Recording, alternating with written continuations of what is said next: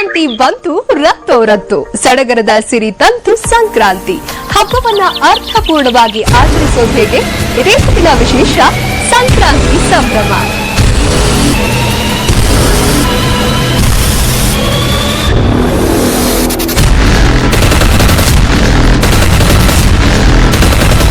ಲಕ್ಷ್ಮಿ ಮನೆಗೆ ಬರುವ ಸಂದರ್ಭದಲ್ಲಿ ಆಚರಿಸಲಾಗುವ ಸಂಕ್ರಾಂತಿ ಹಬ್ಬ ನಿತ್ಯ ನೂತನ.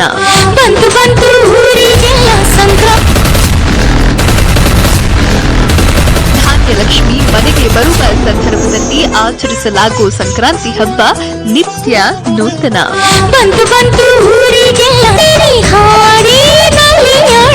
ನಮ್ಮ ನಾಡಿನ ಹಳ್ಳಿಗಾಡುಗಳಲ್ಲಂತೂ ಸಂಕ್ರಾಂತಿ ಹಬ್ಬವನ್ನ ಅತ್ಯಂತ ವಿಶೇಷವಾಗಿ ಆಚರಿಸಲಾಗುತ್ತೆ.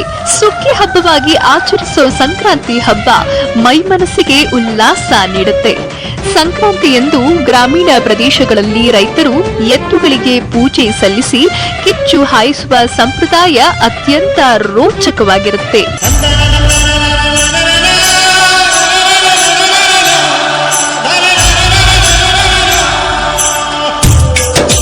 ಗ್ರಾಮೀಣ ಪ್ರದೇಶದಲ್ಲಿ ನಡೆಯುತ್ತೆ ದನ ಕರುಗಳ ಪೂಜೆ.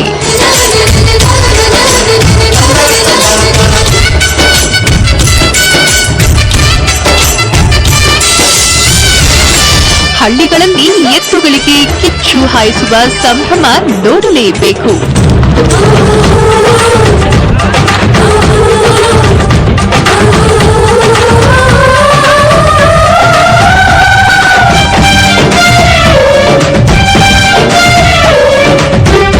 ಹೆಂಗಳೆಯರು ಸಂಭ್ರಮಿಸುವ ಹಬ್ಬ, ಎಳ್ಳು ಬೆಲ್ಲ ಹಂಚಿ ಶುಭ ಹಾರೈಸುವ ದಿನ, ಧಾನ್ಯ ದೇವತೆಯನ್ನ ಪೂಜಿಸಿ ಬರ ಮಾಡಿಕೊಳ್ಳುವ ಶುಭ ದಿನ, ಹಸುಗಳನ್ನ ಅಲಂಕರಿಸಿ ಕಿಚ್ಚು ಹಾಯಿಸುವ ವಿಶೇಷ ದಿನ.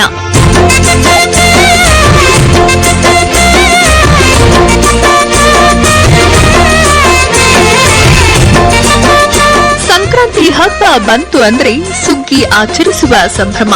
ಚಳಿ ಕರೆದು ಮೈಕೊಡವಿ ಎದ್ದು ನಿಲ್ಲುವ ಬೆಳೆಗಳು, ರಾಸುಗಳು, ರಾಶಿ ರಾಶಿ ಬೆಳೆದು ನಿಂತ ಪೈರು, ಅನ್ನದಾತರಿಗಂತೂ ಸಂಭ್ರಮವೋ ಸಂಭ್ರಮ. ಈ ಸಂತೋಷದಲ್ಲೇ ಸಂಕ್ರಾಂತಿಯಂದು ನಡೆಯುತ್ತೆ ಧಾನ್ಯ ಲಕ್ಷ್ಮಿ ಪೂಜೆ.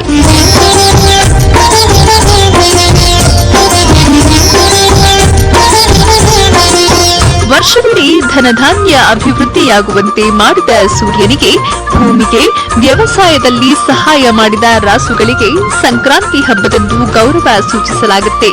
ಕಣಗಳಿಗೆ ಪೂಜೆ ನಡೆಯುತ್ತೆ. ದವಸ ಧಾನ್ಯ ಬೆಳೆಯೋಕೆ ಸಹಾಯಕವಾದ ದನ ಕರುಗಳಿಗೆ ರೈತ ಕೃತಜ್ಞತೆ ಸಲ್ಲಿಸುತ್ತಾನೆ. ಸಂಕ್ರಾಂತಿಯಂದು ದನ ಕರುಗಳನ್ನ ಸಿಂಗರಿಸಿ ಮೆರವಣಿಗೆ ಮಾಡಿ ಕಿಚ್ಚು ಹಾಯಿಸುವ ಸಂಭ್ರಮ ಜೋರಾಗಿರುತ್ತೆ.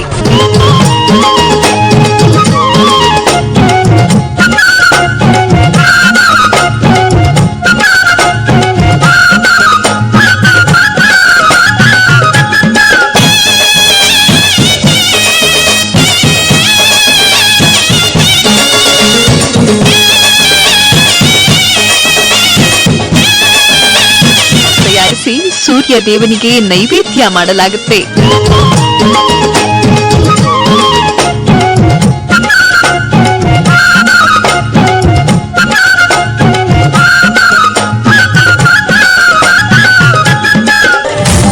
ಸಂಕ್ರಾಂತಿಯಂದು ಮೂಗಿನಲ್ಲಿ ಗಾಳಿಪಟಗಳ ಹಾರಾಟ ಜೋರಾಗಿರುತ್ತೆ.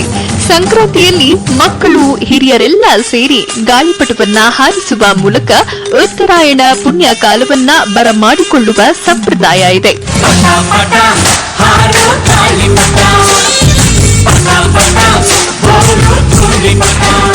ಇದು ಹಕ್ಕಿಯಲ್ಲ ಅದ್ರೆ ಹಾಡ್ತೈತಲ್ಲ, ಇದು ಗುಳಿ ಅಲ್ಲ ಅದ್ರೆ ಕೊಂಬೈತಲ್ಲ, ಕಾಲ ಇದ್ರೂ ಕೋತಿಯಲ್ಲ.